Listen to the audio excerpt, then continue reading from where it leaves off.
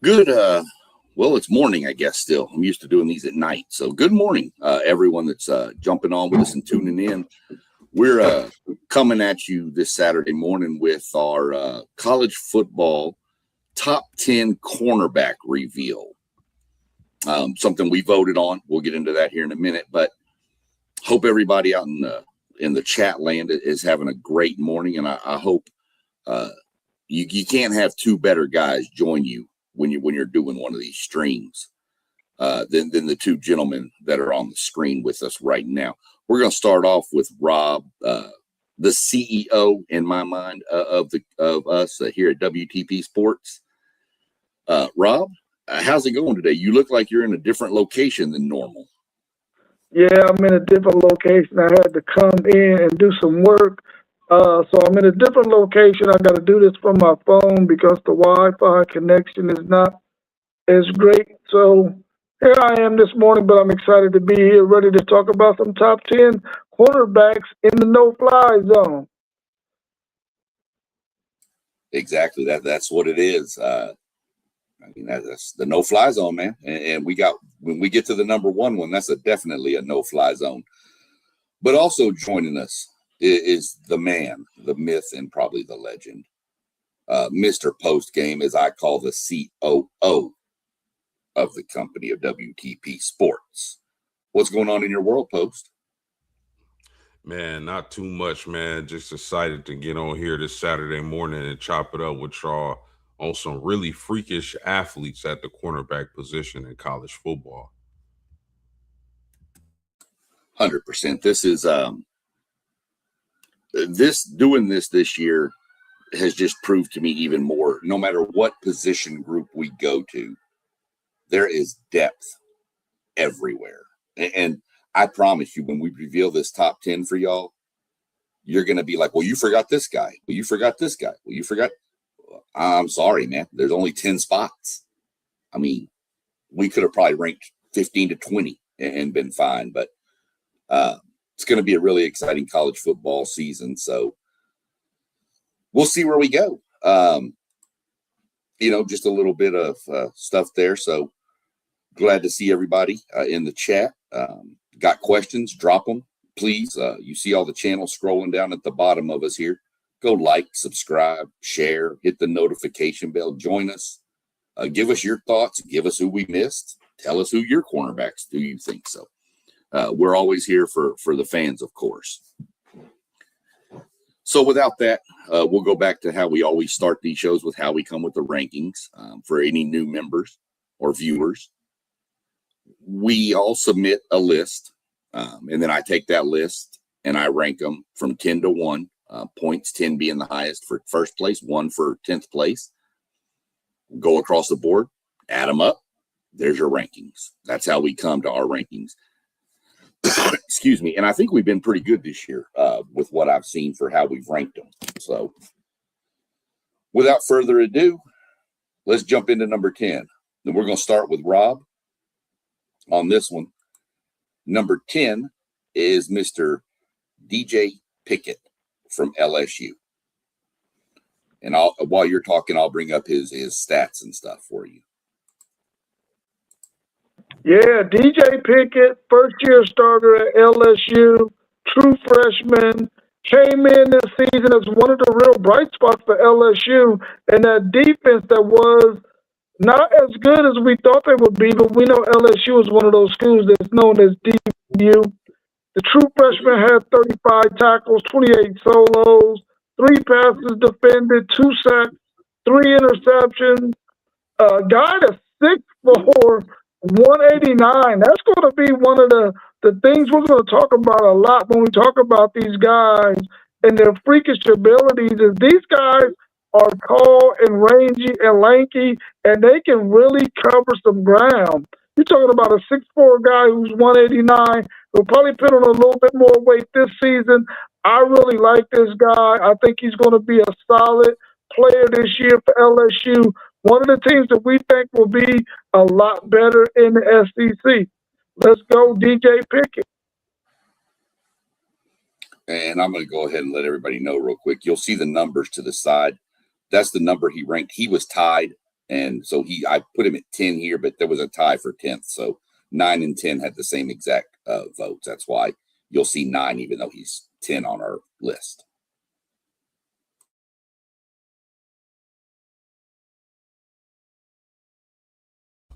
What you got post game? Yeah, DJ Pickett, man. I'm really excited to see this young man continue to blossom down at LSU. The thing that stands out for me, and Rob mentioned it, is his size, 6'4", 6'5", at the cornerback position. That's really freakish. And this guy, look at his stats. He's able to make tackles. He's able to get sacks. He's able to get interceptions. I expect those numbers to only increase this season with Lane Kiffin in town as the new head coach. Being that tall, though, he's a really long strider. So some of the more smaller, shiftier wide receivers he can have a problem with. But outside of that, this is definitely one of the more elite corners in college football. And I'm excited to see how he excels this year.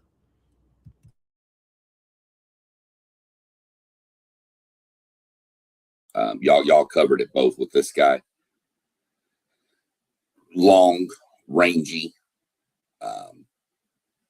just a freshman All-American last year. I mean, and this guy's got all the makings of a future first-round NFL draft pick with the size and everything he's got. He does need to get a little better with the shiftier receivers. I think they give him problems.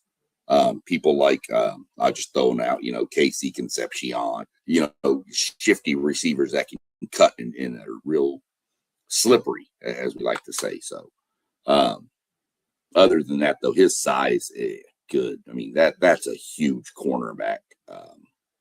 And, you need that in today's football with these receivers getting bigger. So that's definitely our number 9/10. Moving on to the other tie for the 9th and 10th spot was Ellis Robinson III from Georgia. And again, we're going to let Rob go first here, and then Post, you follow him right up with that. And I'll bring his info and stats up as y'all are doing that. Yeah, Ellis Robinson the fourth, 6', 180, 2 years at Georgia, 23 tackles, 14 solos, 4 interceptions.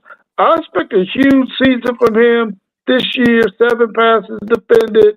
I really feel like this guy is going to have an opportunity to really solidify himself as one of the top 10 corners, probably to get drafted in next year's NFL draft if he decides to come out after year 3.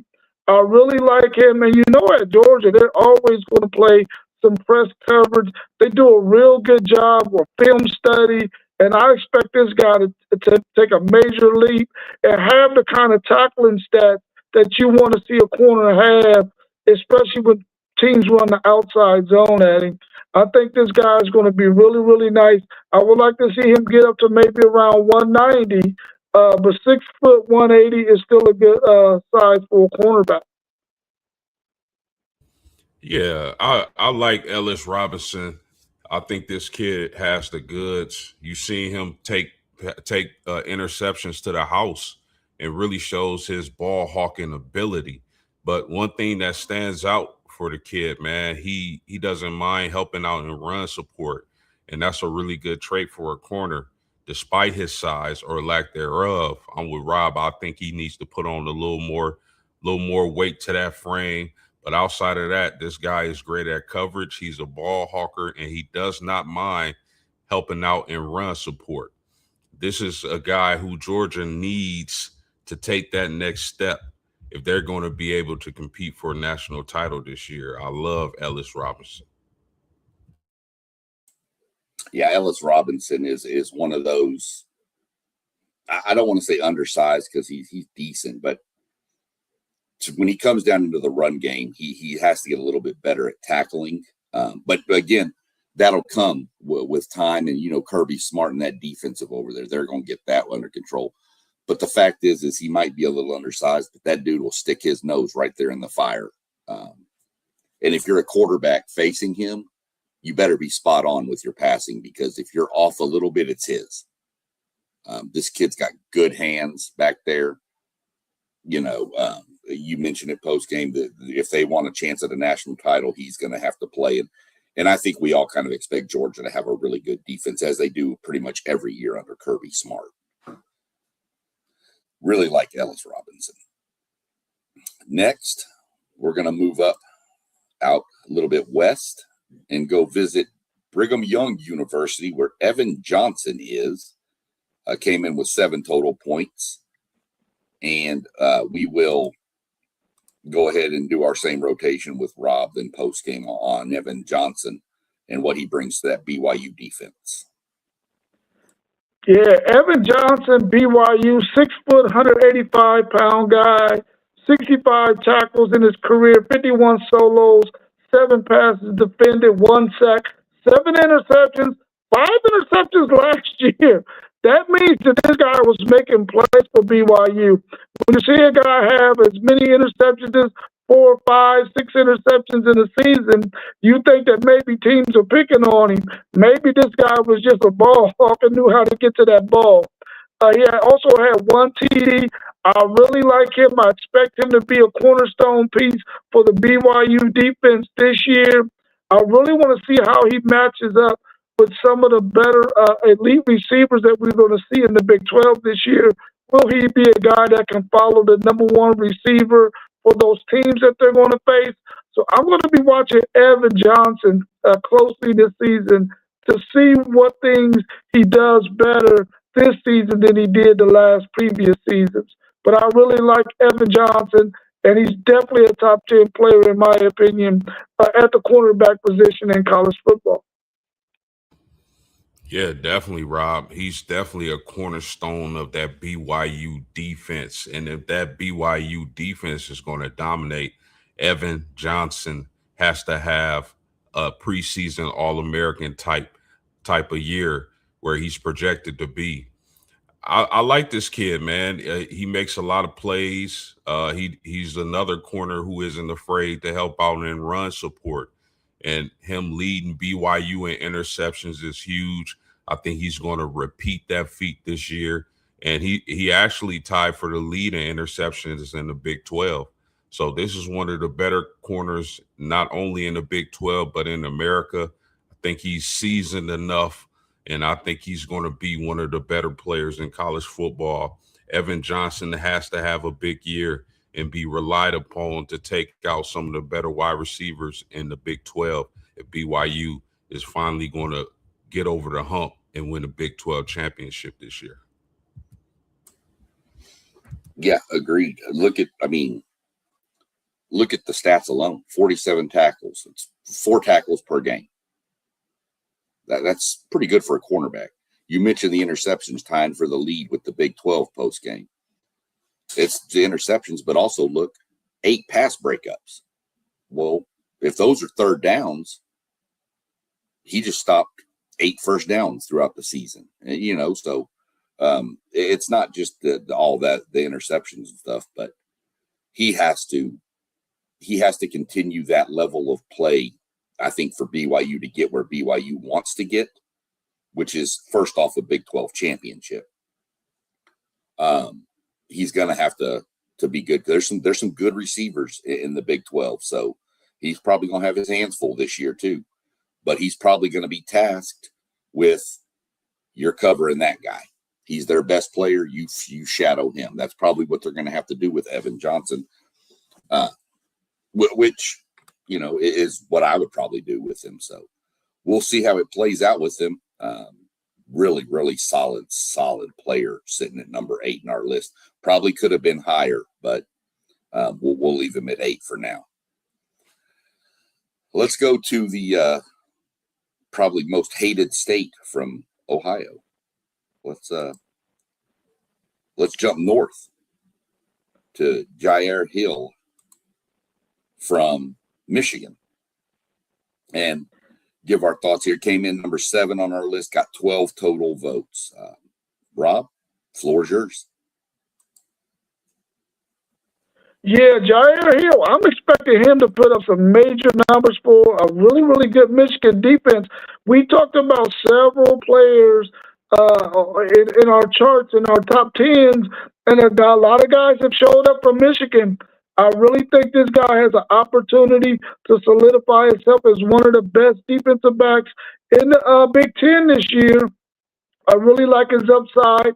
6'2", 190, has 79 tackles in his career, 54 solos, 2 sacks, 2 interceptions, 3-year player at Michigan.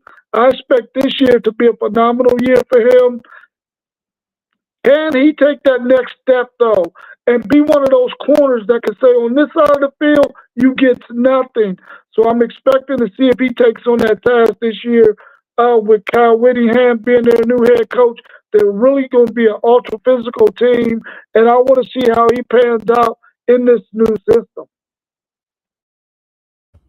Yeah, this is a freakish athlete as well. I really like Jair Hill, what he projects to be, his length, his athleticism for the Michigan Wolverines.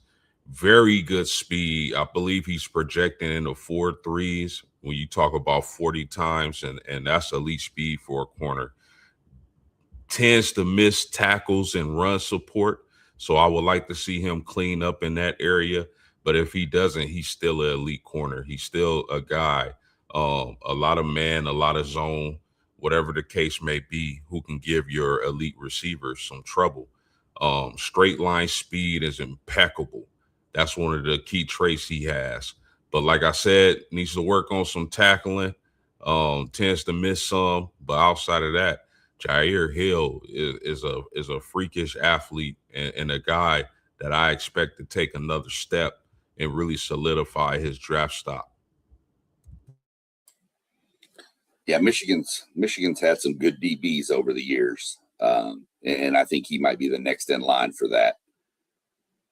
He comes down. He doesn't mind getting down, but you're right. Post game, he has to improve the tackling.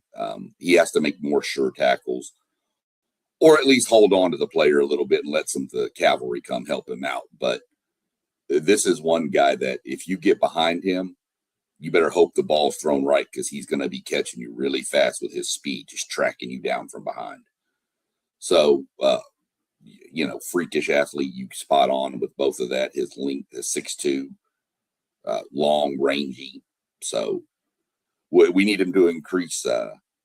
Instead of just being a strict cover corner, I would like to see him get a lot better in the run game, and the tackling ability would go a long way to help his, to be honest, draft stack. Yeah, he's going to be in the NFL. It's just a matter of how high can he get. Next, we'll go to the state right next to Ohio. A little bit to the west of it there. And we'll go with Jamari Sharp from Indiana. And we'll turn it with Rob again. Your thoughts on Jamari Sharp and what kind of piece he is with this whole Indiana defense. Man, I say it all the time about these Indiana guys up under Kirstignetti, that they're so disciplined, they're going to be where they're supposed to be. And I know the people out there in the chat probably get tired of hearing me say it, but man, that's the making of a really, really good football player, man. Jamari Sharp, Indiana, 6'1", 188 pounds, has 84 tackles in his career, 59 solos, 13 passes defended, a half a sack, 4 forced fumbles, 2 interceptions, a guy that has played a freaking lot of football. So we expect him to really be one of those really good Indiana players that we've seen come out of Indiana the past few years under Kurt Signetti. We've seen what Pons did last year. I expect this guy to fill that role of D'Angelo Pons and be the guy that does it all for Indiana at that cornerback position. Really solid player. Excited to see what he does this year in the Big Ten, to see if they can get Indiana back to the college football playoffs. Yeah, man, I'm really impressed with Jamari Sharp. This is a guy who sealed the deal in the national championship game, picks off Carson Beck and seals the deal for the national championship trophy for the Indiana Hoosiers. I never thought I would be saying that in my lifetime, but Jamari Sharp, unlike a few of the other guys we talked about, this is a guy who doesn't mind helping out, coming down, helping out in that run game And being a short tackler, he only missed four tackles the whole season last year. And that might even increase to a better number. This is a guy who likes to bait quarterbacks in the throws, really reads well, and then breaks on the pass with chances to either break up the ball or ultimately get the interception. We would like to see those interceptions go up, but Jamari Sharp, man, is a baller, and I'm excited to see his progress. And I think with Pons gone, he's really going to be leaned on to be that guy in the DB room. So I'm excited to see his progress, not only as a player, but as a leader. And we'll see where that takes his game next year. Yeah, that's where my angle was the leadership. Your returning cornerback sealed the game. You're going to be the one that all these people that have either transferred in or were younger last year that may not have gotten this playing time, that you're the one that's going to have to put that arm around them and, hey, or if a bad play happens to one of them, go over there and pick them up. Hey, that's going to happen. Wipe it off, get rid of it. This guy is fast. And you look at some of the stats there. Yeah, he had one interception. Okay. 6 tackles for loss tells me that he's coming. He's blitzing. He's coming after people. He's hitting, he doesn't mind getting down and dirty with it. But if you look at the bottom stat, he knows how to get the ball away from the players. 4 forced fumbles from a cornerback position. You would see that a lot in maybe your linebackers from ripping in and stripping it out, or D linemen. But for a cornerback to know how to get the ball away from the receiver or running back to get it on the ground, that's a pretty good trait to have back there. I saw a stat on him that kind of made me scratch my head a little bit. He had more than 500 snaps of during coverage. Like there was 500 offensive snaps that had him in coverage. He allowed 34 receptions. That's pretty impressive. So we'll see how it goes. I expect him to take the next step and be the leader of that defensive backfield at Indiana. And we're going to see how it goes. But I think having him back is huge for Cignetti, knowing that he's got somebody he can trust to anchor that room. Next, let's go way west. Let's go talk about Jontez Williams from USC. Floor's yours, Rob. Yeah, Jontez Williams, USC, one of the smaller guys that we picked in our top 10, 3 years at Iowa State.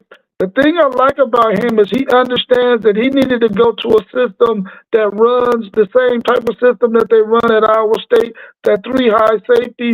And with the hire of Gary Patterson, who runs that same style of system, he's going to fit right in there at USC. I really like this guy. 5'10", 200 pounds, 3 years, like I said, at Iowa State, 67 total tackles over his career, 34 solos, 10 passes defended, 5 interceptions. I really expect this guy to really help the USC program to change their defensive woes around. That has been our biggest complaint about USC over the last several years, especially since they've had Lincoln Riley as their head coach, is they haven't played good defense. Now in steps Gary Patterson, who was a defensive back coach and also a defensive coordinator. I expect their defensive backfield to be much better. They got some really, really major games, some serious wide receivers they're going to face. I want to see how well this young man does. I really like Jontez. Hopefully, he can maybe lose a little bit of weight and get down to about maybe 195, maybe lugging around that 200 pounds as a corner on a 5'10" frame might hinder him a little bit, but I really like this guy in coverage and then when it comes to tackling at the cornerback position. Really like this guy and his upside, and I think that Gary Patterson is going to help him turn the corner. Yeah, one of the things to look out for when you talk about Jontez is maybe the uptick in competition at the wide receiver position, going from the Big 12 to the Big 10. We know the Big 10 got some really elite wide receivers. The Big 12 has some good wide receivers in their own right, but I think there's a slight level of competition increase. But another thing to look out for, he's coming off an ACL injury. So how does that affect his movement, his ability to switch those hips on twitchier, faster wide receivers? And outside of that, though, this is a playmaker. This is a guy who makes plays. He made a lot of plays at Iowa State, really good in coverage, really has a good coverage percentage, and I think he's a big get for USC this year. But again, that ACL injury, how healthy is he going to be coming into the year? Is that going to take away from some of his athleticism? When you talk about defending receivers, those big receivers, those small twitchy receivers, is we're going to learn a lot about Jontez Williams this year. But outside of that, man, this is a guy who was a playmaker for Iowa State. And I'm excited to see what Gary Patterson can do with him in this USC defense, because he definitely has the goods to be one of the more elite corners in college football. Yeah, that's an ACL is always iffy coming back from. I lean on the cornerback. Their skill spots are a little bit different. I mean, granted, with the technology and the medical staffs we have nowadays, you can recover a lot faster and get back. But what's it do to his head? If he goes to is he going to be nervous making cuts at the beginning of the season? Is he going to be like, oh, if I plant wrong, I could be out again? This dude only played 5 games last year. So if he's healthy and his mind's right and he's good with it and everything's fine, I think he's going to fly up the cornerback rankings and be really, really high. Really sure, reliable tackler. It's that injury that has me concerned. And then some of the receivers, like you mentioned post game, that he's going to have to face are going to be a lot more, I guess, higher level. I hate to say that about, because the Big 12 does have some guys over there too, but I don't think there's anybody like a Jeremiah Smith or Evan Stewart or DeCorian Moore that in the Big 12. So the injury is kind of a concern, but he did have 4 interceptions in 2024 also at Iowa State. So I think you're right. I think he went to a system, Rob, that fits his style and his play. And I expect him to, if we re-rank this at the end of the year, I think he'd be higher than 5. Let's move on to a school that we haven't even talked about in any of these ranking shows. But this guy is going to be something. And that's Kelly Williams from Mississippi State. And for a team that's not projected to do much, I think their over-under win total was 4.5. This just shows, you can play ball anywhere, and this guy's going to be something special moving forward. So we'll turn it over to the great analysis from the gentleman. Man, I really love Kelly Jones, 6'4", 195 pounds. I'm telling you right now, if you face Mississippi State and you think you're going to throw at this guy, you got another thing coming. You got to make sure your wide receivers got some serious steps on this dude, because his length can get to just about every ball that you put in the air. I watched him last year, but we had a wide receiver at Texas, had a step or 2 on him. His length swallowed that steps that player had up over him in an instant. I'm telling you right now, I love this guy.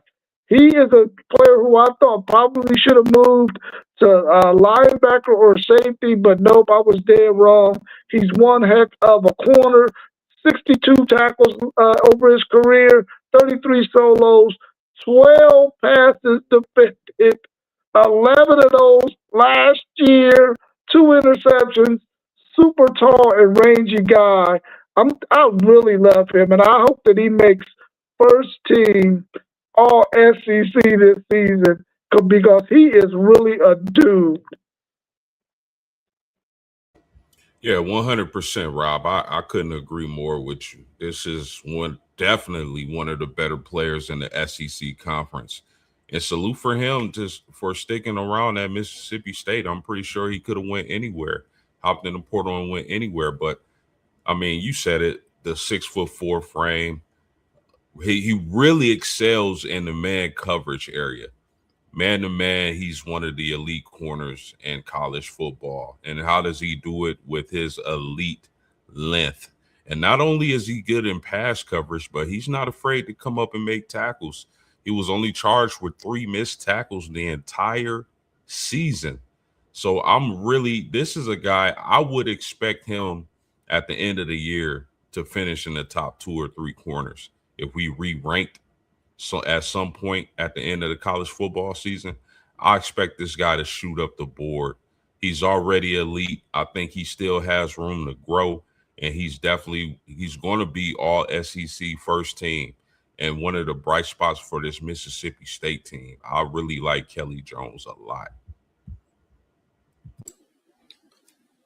I love Kelly Jones. I also love to hate Kelly Jones.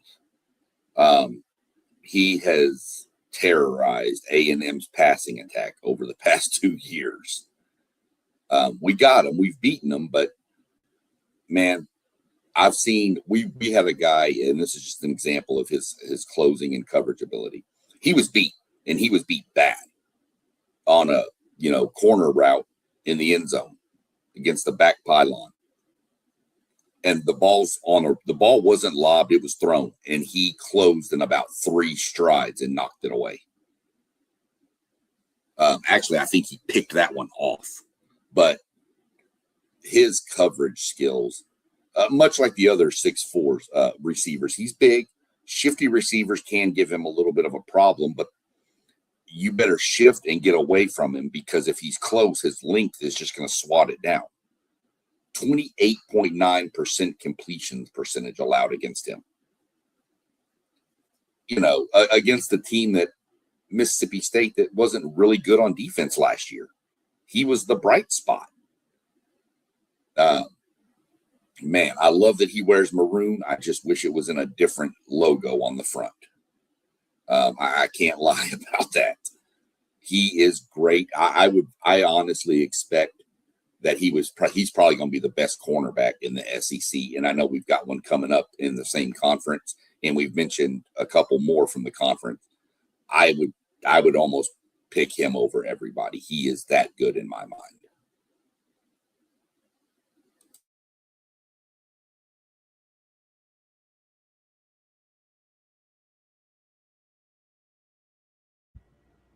Oh, here we go. Let's go back to the Big Ten and go out to Oregon, who we have spoken about. I think at every position from offense to defense, we've had somebody from Oregon on there, if not 2 or 3 of them. I've lost count. These Oregon guys are everywhere. So we're going to jump into Brandon Finney Jr. from Oregon, came in with 25 votes in our rankings. Man, what we got to see Brandon Finney Jr. do last year as a true freshman, to 6'2", 203 pounds, 42 tackles, 29 solos, 7 passes defended, a sack, 3 interceptions, and a TD. Man, I really love this player right here. And I feel like he's one of the reasons why Oregon is probably going to be one of the best teams in the country. Probably will come out ranked number 1 once the AP and them come out with their rankings. I really love him, and his confidence is through the roof. He's a guy who understands that, listen, I don't care who it is lining up over there, I got a job to do. And he goes out there with ultra confidence to get that job done. I really like him. He got a nice frame at 6'2", 203 pounds, tackles pretty well. I think he's going to be one of those corners in the Big Ten this year who's going to make a lot of noise. And just think this guy gets to come back for another season after this one and get to do it all over again. I really like Brandon Finney Jr. I think he's one of the best corners on our list, and that's why he came in at number 3. Yeah, for sure, Rob. I mean, it's almost unfair to have an elite corner like that with his size, his physicality, his ability to mirror wide receivers. It's unfair to have a defensive line like Oregon has and have a corner like this because they feed off of each other in run support and especially in pass or during the pass defending opposing teams passes. You got 4 guys on the defensive line who can get after the quarterback and cause havoc. And then you got a guy like Brandon Finney on the back end covering your best weapon on offense, giving him hell. So I mean, this guy is still really young, but that doesn't mean a thing because he's a physical corner, has a high IQ, like I said, mirrors receivers really well. 6'2", over 200 pounds. This guy is a freakazoid. And Brandon Finney is going to be a big part of Oregon's success this year. Complimentary football, post-game complimentary football. If he's holding the receiver under control, that quarterback's trying to figure out what to do. Here comes that D-line. If that D-line puts a little pressure on him and the quarterback forces it up, it's his. It's just, defensive line, your front 7 on defense makes your cornerbacks look better, and your cornerbacks make your defensive line and linebackers look better by giving the quarterback nowhere to go with the ball. So he benefits definitely from that defensive line. But, man, that even without that defensive line doing that and getting pressure, you've still got a shutdown corner sitting out there that's going to take away part of the field. So really like Brandon Finney Jr. You mentioned it, Rob. This dude's got another year. I mean, he was a freshman All-American, second team Big Ten. Excuse me. And he's got another year. That's just to work on that craft. So we'll see. I mean, I fully expect him. I'm sure we do this next year. He might be sitting in the number 1 spot next year based on what he's got going and how good he is. So we'll see how that plays out. Next, we seem to be jumping back and forth between the SEC and Big Ten here for a minute. Let's jump down to a team that everybody always thinks is, you always think they're going to be great, and has had a few down years here, but I'm going to tell you, Alabama, I think it's pronounced Dewan Lee, to be honest with you.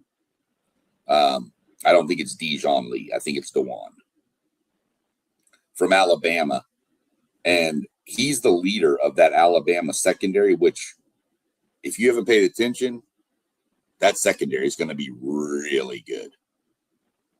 That's the strength of their defense, which is not normal when you talk about Alabama. So, Rob, what do you got on Mr. Lee? Well, Mr. Lee, I'm telling you right now, another one of those freaking true freshmen, 6'4", 204 pounds, 32 tackles last year, 21 solos, 5 passes defended, 2 interceptions. What can you say about this guy, man? Unbelievable talent. One of the real bright spots for Alabama last year in that secondary. I thought maybe, somebody would try to lure him out of Alabama to go to another school that might have a better chance of making it to the college football playoffs. Not that I don't think Alabama can. I just think they're going through some things right now. But this guy's a real bright spot, man. I really like him. I mean, 6'4", another 6'4" guy that we're talking about at the cornerback position and not playing freaking linebacker or safety. This is unbelievable, man. If we got 3 guys on our list that's 6'4" and can cover like a guy that's much smaller. I really like him. I think he's going to be a really, really strong position holder for Alabama this year and one of their real bright spots again. Hopefully, he has a fantastic sophomore season. And if he doesn't and Alabama doesn't do well, we might have a place for him at them Longhorns. 100%. I mean, Dejon Lee Jr. is a remarkable athlete. This is a track guy in high school. You mentioned his height, Rob, at 6'4". That destroys the 50-50 ball. There may be one or two wide receivers in the whole nation who you would consider a 50-50 ball play when going up against Dejon Lee.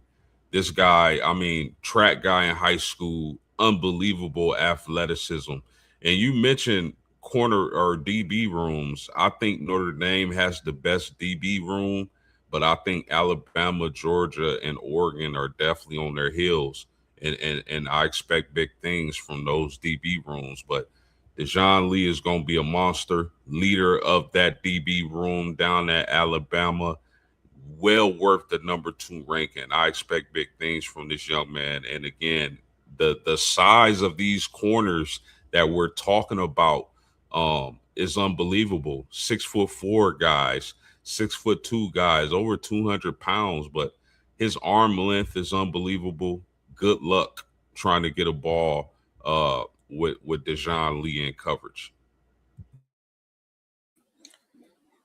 Yeah, you're taking your quarterback as a quarterback. You're taking your stats into your hands if you're throwing the ball towards him in tight coverage. It's probably going to be his. You hear about the receivers and how he's good at the 50-50 balls. Not against him, you're not. Not against him. Those are more like 25-75 for him. You mentioned that the Alabama defensive back room is going to be loaded. It is good. It is really good. There's another Alabama cornerback that could have made this list too, but he missed out.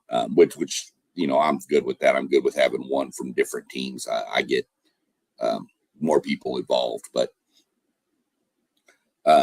I'm hoping. My hope is that he plays phenomenally and has an outstanding year to make our rankings look better. But I hope he gets beat like crazy in one game, and that's just my opinion. Somewhere when those A&M travels to Alabama, I'm hoping he has a down game that day. Don't expect it. Think he's probably going to try to match up with Isaiah Horton. I don't think he's a good match for a Mario Craver style receiver. I think Mario's shiftiness would give him a lot of problems. But I think more of an Isaiah Horton, big bodied 6'3" receiver versus 6'4" corner, 50-50 contest. I think that's going to be a matchup to watch when those two teams play. So really, really phenomenal athlete. Speed, size, length. I can't remember a year in college football when there's been this many large cornerbacks. Can y'all remember anything like that in the past where you've got 6'4", 6'4", 6'4", 6'2", 6'2"? I mean, these guys are huge. Freakazoids.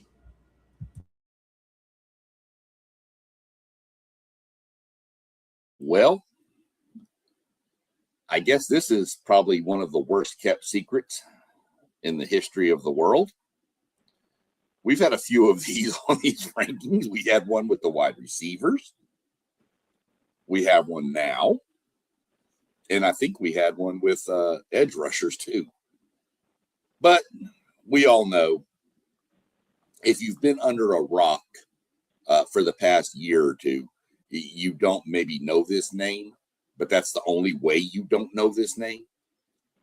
And we are going to South Bend, to Leonard Moore, probably one of the best defensive backs. I'm going to call him a cornerback because that's what we're doing. But this guy could play anywhere in that defensive backfield and be a monster. You could probably put him at linebacker and he'd be fine. He is just a baller, and got to see him up close and personal last year. Well, not personal because, I mean, I watched it on TV. But when they played A&M last year. So Leonard Moore, as no surprise, comes in number one.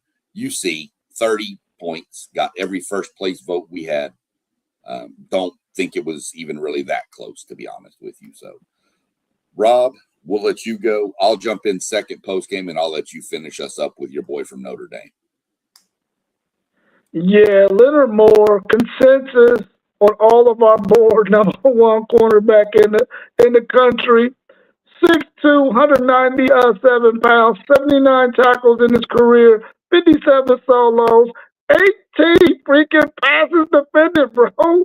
This dude is unbelievable. 3 forced fumbles, 7 INTs, has a touchdown. All I know is when we meet them, my Texas Longhorns, that is, in the national championship game, I hope he plays and balls out, but we win the game. I really love Leonard Moore. I know post game is going to be able to tell us all the stuff we need to know. So I'm going to get out of his way so he can give it to us. But I love Leonard Moore. Yeah, I'm not going to spend a lot of time on Leonard. I'm going to let post game kind of brag and shine on his guy here because, as I mentioned, this is one of the most phenomenal athletes I've seen at cornerback. Instincts out the world. So I saw last year against Notre Dame, A&M had a little momentum against you, and we were driving, and Marcel threw a pass to the sideline. Leonard Moore is looking at the receiver facing the sideline, and at the last second spins around and just snatches it. And I was like, okay, can we get this guy off the field, please? He needs a timeout or something. Get him out of here. But one of the most great play. I mean, the quick instincts to turn around that fast while falling to the ground and still snag the ball were insane. And I'll get out of the way and let you give us everything we need to know about Mr. Moore. Yeah, well, if anybody wants to know what separates Leonard Moore from the rest of these freak athletes at the cornerback position in college football, it's simply his IQ and technique. Blend his IQ and technique with his size, his athleticism, his speed, and you got a making of a number one cornerback, not only in college football, but this is a guy who's going to go early in the first round of the NFL draft next year. I mean, when you got guys like Jeremiah Smith, who's easily, hands down, the best player in college football, best wide receiver in college football, saying that was your toughest matchup in the national championship as a freshman in 2024, a true freshman, given the assignment to slow down that Ohio State passing game and those elite wide receivers. Listen, I think Notre Dame would have been a much better ball game against Ohio State in the national championship game if Al Golden or Marcus Freeman had simply just said, look, wherever Jeremiah Smith is, that's where you are, Leonard Moore. And I still to this day don't understand why they didn't do that. But I mean, freakish athlete combined with his IQ, his technique. He's just a technician, man. That's why you can line him up all over the field against any type of wide receiver, and he's going to hold his own. I always reference the USC game last year. Mekhi Lemon is a slot player, was killing everybody in the slot. What does Notre Dame do? They surprise USC and move Leonard Moore to the slot and have him cover Mekhi Lemon the whole entire game. And I just think he's elite. He's an elite corner. He's a once in a generation corner. And I'm excited to see him play this year in his NFL career as well. Yeah, I fully expect Leonard Moore to be off the board in probably the top 10 picks in the NFL. You can't pass up a true shutdown cornerback. Say what you will about college to the NFL. I don't care. This kid's game transitions to the NFL easily, and he immediately becomes a starting cornerback on whatever team drafts him. I fully expect him to be gone by pick 10 in the NFL draft this coming year. an outstanding player. So that's our list. Any other people y'all want to mention, names that we might have missed, others you may have your eye on? I have a couple I have my eye on, but I'll see if y'all got any others you want to mention before we get out of here. Yeah, I just want to say, listen, whether you hate Notre Dame, whether you love Notre Dame, whether you're indifferent, this Notre Dame defensive back room is going to be unfreaking believable. SEC Shine, you talk about ranking the safeties, I believe Tuesday night. I got 2 Notre Dame safeties on that top 10 list.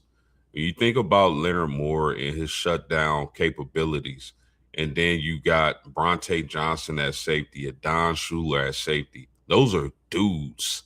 Those are dudes, man. Then you get the cornerback transfer from Colorado who played with Travis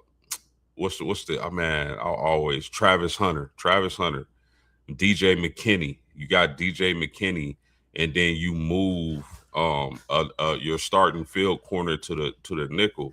It's really going to be exciting, man. This Notre Dame defensive back room secondary, I think it's going to be a treat to watch, whether you hate them or love them. Yeah, I'm looking forward to this year's season, man. Like I said before, the players that we got playing in college football this year, man, it's going to be unbelievable. The NFL is going to be ultra excited about all of these guys that are going to be going into this NFL draft. And the cornerback position is not taking a back seat to any other position on the football field, and I don't care if it's quarterback. The cornerbacks in this draft coming up are going to be some superior athletes to what we've probably seen at the quarterback position as far as depth-wise in quite some time. I'm excited about that, but I also want to give my man SEC Sean a shout-out. The graphics you've been dropping, bro, have been amazing. Well, I appreciate it. Something I think to give our viewers a little bit something else to look at besides just us. I think it helps us out. I think it gives everybody, a good visual to look at while we're talking about these people. Gives them something to look at their stats from the previous season and stuff like that. Post game, you're on. I've got 2 Notre Dame safeties in my top 10 as well. It doesn't matter to me. When you're doing these shows, you have to take your bias out of it when we're trying to rank it. You can't just vote all Notre Dame or all Texas or all, you got to think about it as a football fan and what would be the great ranking. I will say on the cornerback list, there's a couple that I wanted to spot. Watch Des Ricks from A&M. He came on at the end of last year with Will Lee as his partner in crime back there. And he's cornerback 1. A&M has 2 of them I'm watching. One is Ricky Gibson, transfer from Tennessee. I expect him to bounce back after his injury last year. But those are 2 I'm watching to see. And if you want a crazy freshman name to watch that you post game maybe want to watch, because I know how big you are into all football. If he gets the playing time, I expect him to watch Brandon Arrington out of A&M. True freshman out of California. Kid has been blowing up in spring ball and fall camp. He has been just the talk of all the DBs. So other than that, anything else you want to throw out? Anything else you got going on? Anything coming up from Notre Dame's side that you want to mention? Yeah, man. I'm supposed to go live later on this evening. Couple of Notre Dame fans, couple of the homies. We're going to get together and we're going to talk about this here 2026/27 college football season for the Fighting Irish of Notre Dame. If you like Notre Dame or if you're just a college football fan in general, make sure you tune in at 6 p.m. All right, 6 p.m. tonight. Should be good. You got the stuff I sent you, right? You got those? Yep. Wanted to make sure of that. Other than that, I really don't have much else to talk about this. We're sitting close to an hour. we'll go ahead and wrap it up. Appreciate everybody that was in the chat and in the stream watching. And, you know, like always, go like, subscribe. You see them all scrolling at the bottom. Level Up Sports 10 post game 86 podcast. I'm SEC Sean with my podcast. Rob was on the stream earlier with WTP for Life. We got our website, WTPSportsDudes.com. You can go email us stuff. Get involved with football season. Give us, what do you want? What do you want to know? We're here to bring the content to y'all. You let us know what you want, and we're going to dive into it for you. So post-game, go relax them vocal cords, because I know you're going to be talking a lot tonight on that Notre Dame stream. So go relax them up, brother. Drink you some nice lemon and honey and tea and all that stuff. Get ready. And I'm going to try to tune in tonight to check in on you and make sure everything's going good and throw my nuggets in there. But other than that, hope everybody has a wonderful Saturday. And we will be back tomorrow at 9 a.m. with our SEC over and under prediction show hosted by Rob. So we will see everybody tomorrow. As we like to always do when we leave, we'll just give everybody a big peace.